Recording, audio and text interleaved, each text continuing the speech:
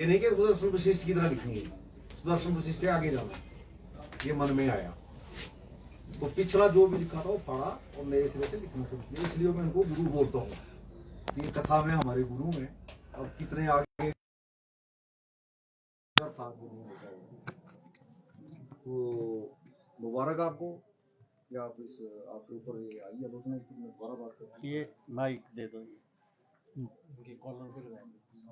बोल बैठे बोल रहा हूँ, नहीं पर बोलना है। अच्छा फूल साहब को तो जानते ही थे कि वो कथाकार हैं और हिमाचल प्रदेश में काफी वरिष्ठ और चर्चित कथाकार हैं। तो वहां से मैं गुजरा, जब राजपुर से 2-3 बार गाड़ी में गुजरा था तो वहां लिखा था अंगोरा फार्म क्या फूल, कोई फूल था, किटम किटू नहीं, कोई फूल था, राजीव फूल। मैंने कहा अरे राजीव फूल का मतलब है कोई सुशील कुमार फूल का बेटा होगा कोई। तो मैं रुका और उस गेट से अंदर चला गया तो फूल साहब सामने खड़े थे, मैं कभी नहीं मिला हुआ इनसे।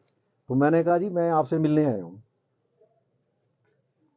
तो क्या आइए आइए आइए, फिर मैं अपना नाम बताया तो अच्छा स्वागत किया इन्होंने। तो तब वो प्रेमचंद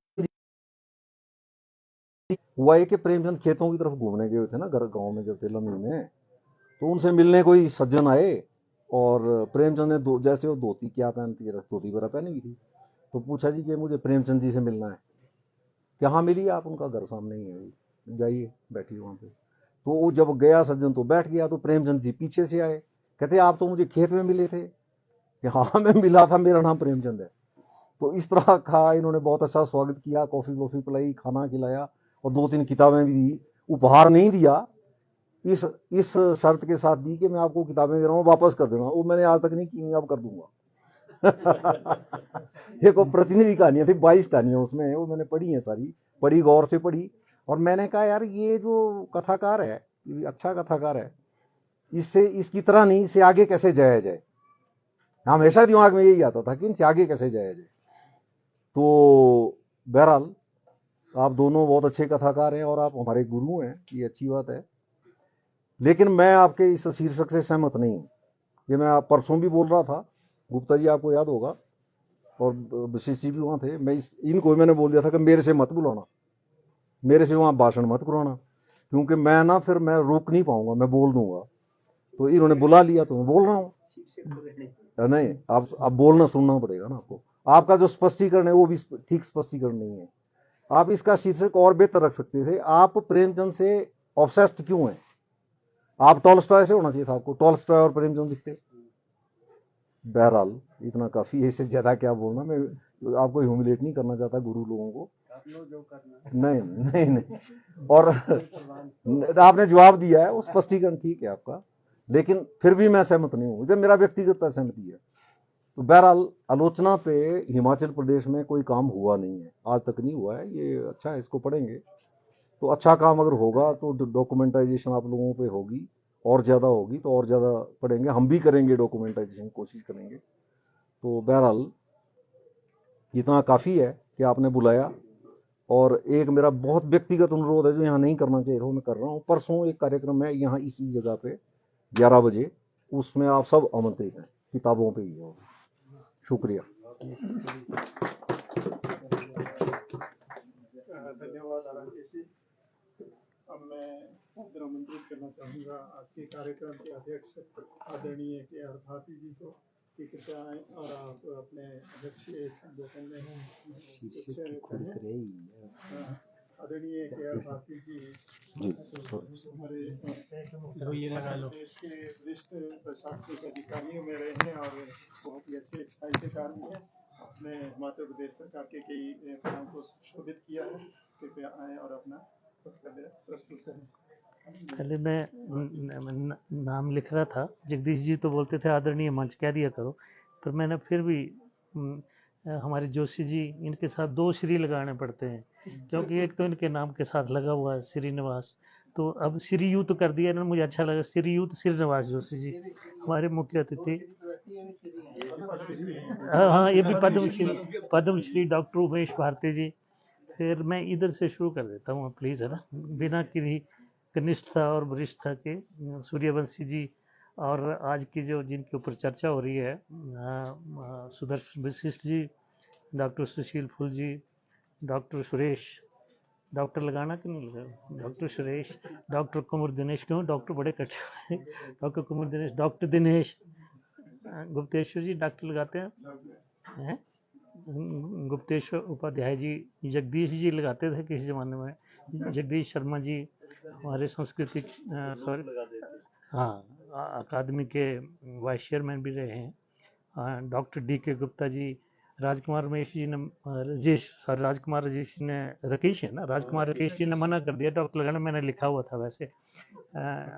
डॉक्टर अर्चना, अपने अर्चना फूल जी, मैडम फूल, भूपेंद्र रंजन, डॉक्टर दिनेश आपका बोला था मैंने, मेरे को नाम नहीं याद, वंदना भागड़ा जी, डॉक्टर सतपाल जी, और एक दूसरे त्रिपाठी देवेन जी, हाँ जी, और मैडम रंजीता थे बैठे हुए, चले गए शायद, उनके साथ जयप्रकाश त्रिपाठी जी। एक्चुअली अध्यक्ष का और मुख्य अतिथि को नुकसान भी होता है और वो भी होता है, फायदा भी होता है। नुकसान ये है कि अंत तक बैठना पड़ता है, कोई खिसक भी सकता है, जैसे अब मैडम रंजीता और चले गए। और फायदा ये होता है कि जब तक सारे लोग बोल बैठे होते हैं तो थोड़ा थोड़ा मिल जाता है फिर क्या बोलना है, आगे क्या बोलना है, जबकि नहीं पढ़ के बोलना हो तो ये बड़ा अच्छा रहता है। मैं दोनों कथाकारों को जानता हूँ। डॉक्टर सुशील फूल का पीछे जैसे कोई जब मैं सर्दियों की छुट्टियों में घर गया था तो उनका एक फ़ोन आया कि आपने हिमाचल में जो अंग्रेजी लेखन हो रहा है उस पर एक आर्टिकल लिखनी है दिव्य हिमाचल के लिए। तो मैं लगा इकट्ठे करने कि कौन कौन लिखता है अंग्रेजी का, थोड़ा थोड़ा तो पता था लेकिन बड़ा मुश्किल होता है, किसी को था। तो मैंने सोचा डॉक्टर साहब आप तो नहीं लिखते अंग्रेजी में, मेरे को यही पता था कि हिंदी साहित्य लिखते। ये बोले नहीं नहीं, मेरी किताबें आई है, करंट एसेस पे आई है, एक नेकेड वुमेन शायद ईसाइयों के जीवन पर आधारित एक इंग्लिश की किताब आई है, उसके बाद उन्होंने एडिट भी किया एक the best short stories of world literature. ऐसे ऐसे करता मुझे पता लगा कि अंग्रेजी साहित्य में भी इनका दखल है। और दूसरी बात जो मुझे अच्छी लगी या जिसने अचंभित किया कि ये दोनों हिंदी और अंग्रेजी, बहुत सारे लोग मिल जाएंगे आपको एमए हिंदी एमए अंग्रेजी ऐसे होते हैं, लेकिन दोनों का अध्यापन किया है। पता नहीं कोई एग्रीकल्चर यूनिवर्सिटी में ऐसा सिस्टम रहा होगा। है जी, हाँ, इन्होंने कहा कि लिखा कि 35 वर्ष तक अध्यापन, हाँ, हिंदी और अंग्रेजी दोनों पढ़ाते रहे एग्रीकल्चर यूनिवर्सिटी में। ये भी अपने आप में विचित्र चीज़ है। और इन्होंने पंजाब यूनिवर्सिटी से की है अपनी एमए पीएचडी हिंदी में, और इंग्लिश भी शायद चंडीगढ़ से की, पंजाब यूनिवर्सिटी से, और एक एमए आप पटियाला से भी की, 2 एमए इंग्लिश की करते रहे। बहुत अच्छा, बहुत ही अच्छा। और तब से ये लिख रहे हैं। मैंने देखा कि पूरा इनका लिटरेचर ना पढ़ा हो, लेकिन ये जो आर्टिकल्स आई है इसमें मैं सारी पढ़ी पूरी। तो किसी ने इनको विराट साहित्यिक व्यक्तित्व, किसी ने इनको क्या कहते हैं अपने समय की जटिलताओं से जूझने वाले योद्धा, कि इन्होंने प्रबल बाल कथाकार, साहित्य इतिहासकार, चुपीले आलोचक, हाँ समालोचक, और क्या कहते हैं और कार बड़े लगे हुए हैं बहुत, नाटककार, निबंधकार, स्तंभकार हैं। तो मैं बोलूँ इतने कार, और फिर कारों के साथ पुरस्कार, उनकी भी लिस्ट लगो क्यों इतनी लंबी। मैं कई बार सोचता हूँ कि जिनके साथ कार लगता है उनके पास असली कार भी होगी कि नहीं, क्योंकि कई बार ये होता है साहित्यकारों के पास कार नहीं होती है, अगर वो दूसरा काम ना कर रहे हो। अगर दूसरा काम कर रहे हो तो पेंशन पुंशन से वो खरीद सकते हैं, अदरवाइज साहित्य पे मेरे को आर के नारायण का पता है कि उन्होंने जीविका उपार्जन अपने लेखन से किया है। नहीं तो बड़े कम लोग हैं जिनका जीविका उपार्जन क्या बोलते हैं जीवन चलता है। अगर वो गाड़ी खरीद भी लें, मैं बता रहा हूँ अपने एक्सपीरियंस से, तो उनको चलाना नहीं आती। अगर चलाना सीख ले तो उनकी गाड़ी में बैठता कोई नहीं है। वो मेरे साथ बैठ के बोले आप कभी ये सुना है, बोले पर कभी के साथ बैठना नहीं चाहिए। मैं बोले क्यों? बोले वो चलते चलते सोचने लग पड़ते ऐसे ऐसे, और स्टीयरिंग से हाथ ऐसे ऐसे करते। बोले एक कवि के साथ नहीं और एक राजनेता के साथ। बोला मैं किशोर लाल जी के साथ बैठ गया, उनको ही मचका आता है, ऐसे होता है। ड्राइवर को बोला इधर चलो, पीछे चलो, और मैं चलाऊंगा। कहता वो चलाने लग पड़े, और कहीं लेडीज नजर आई, उधराटी लेके चली घास काटने। तो जैसे उनकी आती, स्टेयरिंग से हाथ छोड़ा, बहन जी नमस्ते, बहन जी नमस्ते, ऐसे ना। वो स्टेयरिंग ऐसे कहते हैं, शुक्र समझो ढांग की तरफ नहीं गई गाड़ी, उधर उधर बजी, मतलब माउंटेन साइड। तो सर बोलते तो कभी, और ये जो राजनेता इनकी गाड़ी में नहीं बैठना चाहिए, चला रहे हो तो यहाँ आपने कहा कभी राजनेता उनकी गाड़ी चल रही है, हाँ चल रही है, वैसे तो कभी के पास गाड़ी है, पर पेट्रोल को नहीं होता। पेट्रोल को भी। ये बड़ी दिक्कत है। हाँ टीचर, मेरे को, मैं हंसने की बात इसलिए कर रहा हूँ कि बड़ा सीरियस हो गया था। तो आशा कुमारी जी बोलते कि टीचर भी था और लेखक भी, उसने बोला कि मेरी बदली करवा दो, मैं इलेक्शन में आपकी कैंपेनिंग भी करूँगा और पूरी मदद करूँगा। बोलते फिर वो आया इलेक्शन में, उसने 300 रुपये का पेट्रोल डाला, फिर पता नहीं लगा कहाँ गया कहाँ नहीं गया टैक्सी में ना। बोले तो आपने किससे एक्सपेक्ट कर लिया, टीचर से एक्सपेक्ट कर रहे हैं आप कैंपेन की इस तरह का। चलो कुल कहने का मतलब तो लाइटर वेन में था कि इतना साहित्य इनका है, विपुल साहित्य संसार।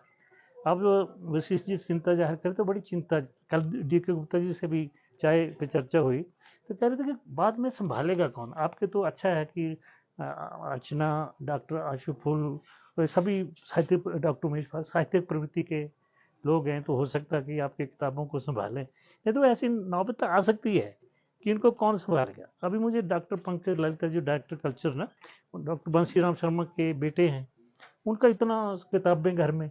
तो मैंने एक सोचा कि इनको कहीं कोई पढ़े, मैं इनको किसी को मतलब क्या बोलते हो दे देता हूँ। फिर उन्होंने एक अच्छी कोशिश की कि अकादमी को दे दी सारी किताब, और एक साथ में अलमारी भी दे दी। नहीं तो अकादमी वाले भी कोई इधर रखा है ढेर, कोई इधर रखा है, उनको अलमारी भी खरीद के दी। बोला कि कम से कम कोई रेफरेंस ढूंढेगा। लेखक को ये बड़ा भाई संतुष्टि होती थी, उसकी कोई किताब बरामदे में सड़ जाती है। कल डी.के. गुप्ता जी बोल रहे थे अपनी किताबों में फिनाइल डाल देना। मैं बोले ये काम अभी मैं घर वाली कर रही है, लेकिन अब कहीं ने फिनाइल भी डालना छोड़ दिया तो सिल्वर फिश खा जाएगी किताबों को। ये मतलब एक कहानीकार को, साहित्यकार को चिंता सताती रहती है, बस देखी जाएगी जो भी होगा। तो मेरे को ये लग रहा था कि इनकी जो विशेषता सुशील फूल जी की, अपने तो लिखते ही हैं, लेकिन जो दूसरे लिख रहे हैं उनको भी प्रोत्साहन देते हैं। अब मैंने देखा कि इन्होंने अभी यादगार कहानी डाली, तो हमारे जैसे लेखकों को भी उसमें इन्होंने शामिल किया। एक कहानी, बड़े लोग हैं उसमें, उनको उन्होंने स्थान दिया है। हाँ, मुझे बड़ी खुशी हुई कि मेरी गोरख कहानी भी आपने उसमें डाली है, और आपको जो पुरस्कार मिले उनकी चर्चा होगी। मैं सिर्फ यही कहूँगा कि आशु फूल जी ने एक बड़ा अच्छा काम किया है, बहुत ही अच्छा काम किया है। बड़े लोगों से उन्होंने आर्टिकल्स लिए हैं, शोध पर लेख लिए हैं, इंटरव्यू छापे हैं। उनके समग्र जीवन का कुछ न कुछ झलक मिल ही जाती है, चाहे सारा तो नहीं कवर कर सकते, लेकिन बहुत सारी झलक जो है मिल जाती है। तो आशु फूल के साथ ये भी बधाई के पात्र हैं। अब प्रेमचंद की बात हो रही है कि सिमली जैसे राजकुमार राकेश जी ने भी कहा कि मेटाफर्स होते हैं, ये मेटाफर्स होते हैं। जैसे बोले यार तो शेर है, अब वो शेर नहीं बन जाता, पर उसको लगता है कि शेर की कोई क्वालिटी होगी इसमें, जैसे कोई बहादुर होगा, मेटाफर करते हैं ना। अगर बोले शेर की तरह बहादुर तो सिमली होगी, अगर सीधा है बोलते हैं शेर है तो फिर मेटाफर हो गया। इस तरह के साहित्य में चलती रहती हैं सिमलीज, उपमाएं, क्या बोले, रूपक आपने वर्ड यूज किया। इसी तरह से सुदर्शन वशिष्ठ जी के साथ भी बहुत कार लगे हुए, कहानीकार, उपन्यासकार, नाटक। हाँ कार है, फिर ड्राइव नहीं कर सकते। मैंने ठीक है, तो ये भी टैक्सी पकड़ रहे होते, इधर से मैं देखा लिफ्ट से उतरते कि टैक्सी करनी, बोले पैसे कितने, उस वक्त 200 रुपये मिलते और टैक्सी वाला 300 रुपये लेता। मतलब भी घाटे का सौदा, लेखन भी कई बार लगता है। तो मैं देखता, मैं इनके साथ काम किया है। डायरेक्टर आया था थोड़ी देर के लिए ना, तो बहुत समय विभाग में और अकादमी में गुजारा, लेकिन कभी पर्सनल जीवन के बारे में, ये जो कार्यालय की दौड़ होती है ना, या जीवन की आपाधापी, इसमें हम कई बार व्यक्तिगत जीवन के बारे में कम जानते हैं, नहीं जानने की कोशिश करते हैं। कल मैंने एक इंटरव्यू पढ़ा तो मुझे लगा, देखो पैदा होते ही माँ की डेथ हो जाना, फिर पिता द्वारा दूसरी शादी कर लेना, नाना मामा के घर पलना, स्कूल की फीस तक उपलब्ध न होना, इस तरह के अभाव जो जीवन में शायद उन्होंने विवश किया होगा, ये प्रेरित किया होगा इनको लिखने के लिए, लेकिन मैंने इतना डीप नहीं गया था मैं इनके व्यक्तिगत जीवन में जितना मैंने अब इनके इंटरव्यू से देखा कल, कि अभावों की ज़िंदगी जो होती है वो आदमी को लिखने के लिए विवश करती है शायद, लेकिन उसके लिए फिर समझ फर्क चाहिए, डीप इंसाइट चाहिए, ऐसे आदमी लिख नहीं सकता। इनकी एक कहानी है मंगू मदारी, मंगू मदारी, मंगू मदारी, मंगू मतलब वो मदारी तो लिखा है, मदारी का काम भी कर लेता है, लेकिन बेसिकली वो है क्या बोलते सांप पकड़ने वाले, सपेर है। उसको हम लोकल भाषा में या बंगाली कहते हैं, पता नहीं कैसे ये शब्द आया है ना, सारे हम बंगाली बोलते हैं। मैं आपको बताऊं कि कहानी से करने से पहले केसी शर्मा जी थे ना, डिप्टी कमिश्नर भी रहे, हाँ धर्मशाला वाले, वो कहते हैं भारती जी मैं एक बार फंस गया इंदौर में, उधर से गुजर रहे थे, एक रेस्ट हाउस में बैठे थे, गवर्नर साहब आए थे, बनर्जी थे, बंगाली एन बनर्जी, तो उन्होंने वैसे पूछ लिया कि डीसी साहब आपके ज़िले में सबसे जो लॉ एंड ऑर्डर वाला ज़िला है वो कौन, सॉरी प्लेस, तो बोला, मैंने बोला जी इंदौरा। बोले क्यों इंदौरा क्यों? बोले मेरे से मुंह से अनायास ही निकले, बोलते वहाँ बंगाली रहते लोग, बंगाली किस्म के लोग रहते। अच्छा वो गवर्नर बंगाली था एन बनर्जी। बोले you mean Bengalis are trouble makers? वो कहता मेरे पीछे हो गया, मैं तो ऐसे बोल दिया ना बंगाली शब्द। तो इन्होंने बंगाली की कहानी लिखी है कि वो जो उस टूना टेसा भी कर लेते हैं, और वो भी क्लेम करते हैं कि हमारे पास गिद्दड़ सिंगी है। तो एक पार्टी, जो दो पार्टियों को बराबर सीटें आ जाती हैं, तो एक पार्टी का नेता स्मार्ट होता है, वो उसके पास पहुंच जाता है, कोई जादू करो, कोई टोना करो, उल्लू का मीट खिलाओ, चाहे गिद्दड़ सिंगी हुआ हो, लेकिन विरोधी दल में फूट पड़ जानी चाहिए। तो विरोधी दल में फूट पड़ जाती, पता नहीं क्या करता नुस्खा हो, तो सरकार बन जाती है। तो मैं देख रहा कि इन्होंने भी गिद्दड़ सिंगी कुछ प्राप्त किए हुए हैं, नहीं तो इतना विपुल ये साहित्य संसार कैसा, जरूर कोई ना कोई इनके पास ये विशिष्टता है। एक कहानी में इनकी, मैं अभी इनके एक कस्तूरी मेरे कहानी संग्रह उसकी समीक्षा की थी, बड़ी की है मैंने, एक कहानी का जिक्र कर दिया, और एक कहानी इनकी एक जिक्र करके मैं बंद करूंगा। एक कहानी इनकी मानस बीज है। इस तरह का मैंने कथानक या देखा नहीं था, या घटना या जो भी कह दीजिए, ले जा रहे थे, इनके साथ एक यूरोपियन महिला भी थी, तो एक स्थान पर वो रुक जाती है, उतर जाती है गाड़ी से, तो कहीं कोई गांव है विशेष, गांव विशेष, कि मैंने वहाँ जाना है। फिर ये पता करते हैं, तो पता चलता है कि वहाँ ना अभी भी शुद्ध आर्यन रेस के लोग रहते हैं, और कुछ यूरोपियन महिलाएं वहाँ आती जाती रहती हैं, इस नियत से कि उनके शुद्ध आर्यन रेस का बच्चा पैदा हो। तो वहाँ वो संबंध भी बनाती हैं, और मांस बीज लेके बाद उसमें एक नए तरह का कथानक था, और बड़ा रोचक कहानी बनी है ये। तो है हाँ बहुत पहले की। तो इस तरह की इनकी बहुत सारी थी, 16 कहानियाँ थी, मैंने 16 की 16 कहानियों का किया। फिर जब मैं समीक्षा कर बैठता तो सारे लोग बोलते हैं तो बड़ी लंबी होगी है, फिर छापनी कैसे 1500 रुपये, तो मैं छापने के लिए नहीं, मैं सोचता हूँ कि जिस तरीके से इनके साथ कोई न्याय हो, जिन्होंने कहानियाँ लिखी हैं। तो मैं दोनों जिनके ऊपर ये चर्चा, दोनों पात्रों को बधाई देता हूँ, और लेखक को भी बधाई देता हूँ, और मुझे आज यहाँ बोलने का मौका दिया, इसके लिए भी आप सबका, आयोजकों का धन्यवाद। डॉक्टर वंदना भागड़ा जी का भी धन्यवाद, जो हमें हमेशा ये फोरम देती हैं। धन्यवाद। धन्यवाद सर, आपने बहुत ही सरल और प्रैक्टिकल बातें कही। आपकी जो प्रैक्टिकल बातें हैं दिल में उतर जाती हैं, और बड़ा आनंद आता है। हमारे बीच पत्रकार बंधु भी आए हैं, हम इनका भी स्वागत अभिनंदन करते हैं। अब मैं कार्यक्रम के मुख्य अतिथि श्रीयुक्त इनसे भी बुलाओ। अब मैं पद्मश्री डॉक्टर उमेश भारती जी से आग्रह करूँगा इस पुस्तक पर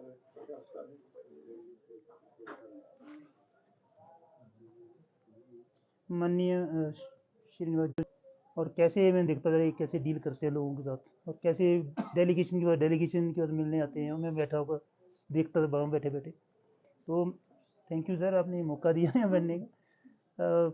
मैं थोड़ा सा ये बोलना चाह रहा था, क्योंकि ये साहित्य की दुनिया है और मैं एक रिसर्च की दुनिया से बैठता हूँ।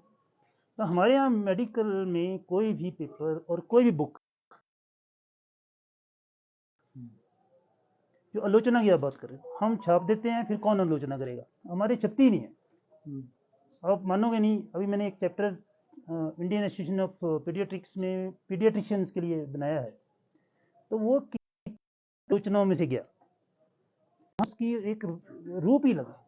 तो मैं समझता हूँ कि मैं ये शेयर करना चाहता था कि जैसे आपके जो छपता है वो उस आलोचना से निकलना चाहिए, तो मैं समझता हूँ कि उसमें और रिफाइनमेंट आएगी और ज़्यादा बढ़िया जो है वो एक उसका, जैसे मैं कह रहा हूँ कि इतना मक्खन बन गया वो कि now that is being cited all over the world. इतना सा है, लेटर टू एडिटर 250 वर्ड्स। तो ऐसा हमें लगता है कि हम बहुत ज़्यादा लिखेंगे तो बड़ी क्वालिटी हो जाएगी। कई बार ऐसा होता है कि जब वो बिल्कुल सार जो निकलता है ना उससे, तो वो एक अपने आप में उसकी चंद बातें यहाँ बोलनी थी। थैंक यू वेरी मच, मुझे बुलाया और सम्मान दिया। Thank you.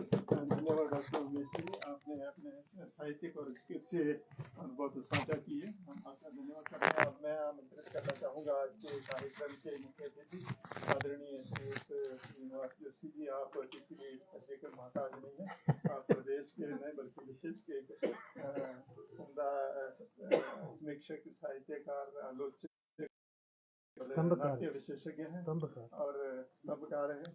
और कार मेरे साथ भी बहुत सारी हैं। आप प्रदेश के वरिष्ठ भारतीय प्रशासनिक सेवा के अधिकारी हैं। आपने कई पदों को किया है, जैसे कि आप कांगड़ा के उपायुक्त रहे हैं और बहुत अच्छे कार्य किए उधर।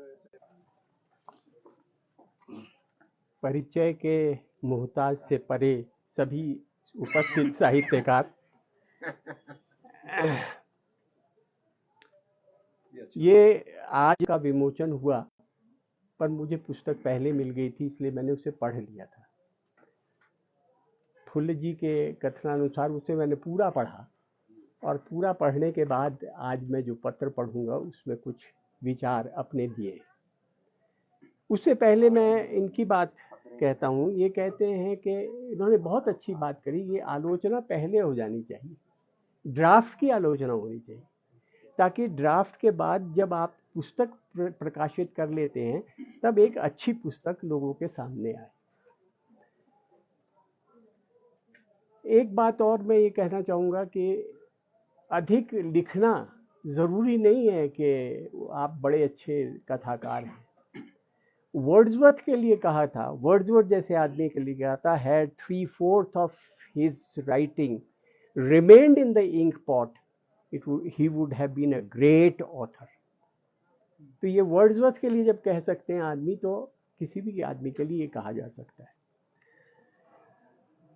मैं राकेश जी के साथ इत्तेफाक करता हूँ कि इस पुस्तक का नाम प्रेमचंद और प्रेमचंद क्यों है।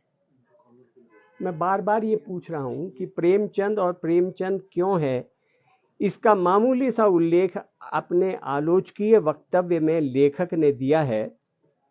बहरहाल मुझे बहुत खुशी होती अगर इस पुस्तक का नाम सुशील और सुदर्शन होता और हिंदी साहित्य जगत इन दो विभूतियों के कृतित्व को जान सकता, प्रेमचंद के माध्यम से नहीं अपितु अपने आप से।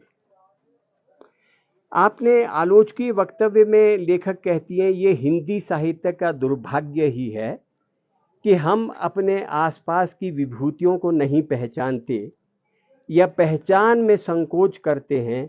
व्यक्ति को छोड़ भी दें, उसकी रचनात्मकता, उसके साहित्यिक अंश अवदान को रेखांकित न करना भविष्य में एक बड़ी भूल ही मानी जाएगी। सही कहा। फिर सुशील की तुलना या सुदर्शन की तुलना प्रेमचंद से क्यों? कहीं सुना था कि अंडे की किस्मत में लिखा है टूटना। अगर वो बाहर से टूटे तो दूध में घोला जाता है या तवे में फ्राई किया जाता है या ऑमलेट बनता है, पर यदि अंदर से टूटे तो एक नई जिंदगी, एक नई स्फूर्ति देता है। मैं समझता हूं कि अंडे को अंदर से ही टूटने दो और हम क्या, सारा साहित्य समाज सुशील और सुदर्शन को, उनकी रचनात्मकता को उनके नाम से जाने, प्रेमचंद की बैसाखी से नहीं। सुशील कुमार फुल सहज कहानी के प्रवर्तक माने जाते हैं। सन 1976 में इनकी सहस्त्र कहानियां प्रकाशित हुई थी। सहज कहानी है क्या, ये प्रश्न कई लेखकों के दिमाग में आता है। फुल मानते हैं कि सहज कहानी के आरंभिक प्रवर्तक अमृत राय थे।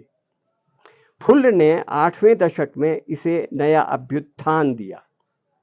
अमृत राय कहते हैं कि सहज वो है जिसमें आडंबर नहीं है, बनावट नहीं है, ओढ़ा हुआ मैनरिज्म नहीं है, मुद्रा दोष नहीं है, आईने के सामने खड़े होकर आत्मरति के भाव से अपने ही अंगों को अलग अलग कोणों से निहारते रहने का प्रबल मोह नहीं है। सहज कहानी में किसी का अंधानुकरण नहीं है। सहज कहानी काल्पनिकता, रोमानी आदर्श और प्रतीकात्मकता में भटकती कहानी को जीवन की राह पर लाने का प्रयास है। कुमार कृष्ण सुशील कुमार फुल को 5 मार्च 2022 को लिखे पत्र में कहते हैं, जिसका वर्णन दिनेश जी ने भी किया, आने वाले कल में जब हिंदी कहानी की विकास यात्रा पर बात होगी, तब नई कहानी, अकहानी, सचेतन कहानी, समांतर कहानी के साथ साथ सहज कहानी की चर्चा करते समय सुशील कुमार फुल बार बार याद आएंगे। आपकी कहानियों की सबसे खूबसूरत बात और दिलचस्प बात यह है कि आप अपनी कहानियों को न अनावश्यक विस्तार देते हैं और न ही कथ्य पर अनावश्यक दबाव बनाते जाते हैं। परिणाम स्वरूप कथा गायब हो जाती है। आपकी कहानियां इसके विपरीत एक दिलचस्प कहानीपन के साथ सामने आती हैं, जिस कहानी में कोई सन्नाई, आत्मतुष्टि, अपनापन और कहानीपन नहीं, वो भला पाठक क्यों पढ़ेगा। अनकोट। अंग्रेजी में कहावत है, two of a trade never agree. लेकिन यहां हम पाते हैं कि एक जाना माना साहित्यकार दूसरे के गुणों को परख रहा है, और वो भी ऐसे शब्दों में कि दूसरे साहित्यकार की कहानियों की पुल बांध रहा है। ये दर्शाता है कि वास्तव में सुशील कुमार फुल की कहानियां औरों से हटकर हैं, जैसा कि डॉक्टर आशु फुल ने भी दर्शाया है। डॉक्टर फुल ने अपने उपन्यासों के द्वारा अनेक समस्याओं को उठाया है। मैं अनेक समस्याओं में से उन द्वारा उठाई गई एक समस्या को बताता हूं, और वो है नारी के प्रेम, सौहार्द, त्याग, ममता, समता जैसी अलक्षित हो रहे व्यवहारों के बारे में। कहानी मुक्ति द्वार जो पुस्तक में दी गई है, में वो कहते हैं, औरत की बराबरी का हक तो मात्र किताबों की बात थी, यथार्थ में कुछ नहीं बदला था। डॉक्टर फुल अपने उपन्यासों के द्वारा उस उक्ति को तोड़ते प्रतीत होते हैं। वो मेरी सैया, मैं तेरे खूंटे की गैया, बंधी रहूंगी सदा तेरे पैया। बंगाल के शरद चंद्र चटर्जी के बारे में मशहूर है कि विद्रोही औरत के चरित्र चित्रण में उनका मुकाबला नहीं है। देवदास में पारो उससे कहती है, मुझ में रूप है और गुण भी, तुम में रूप है, गुण नहीं।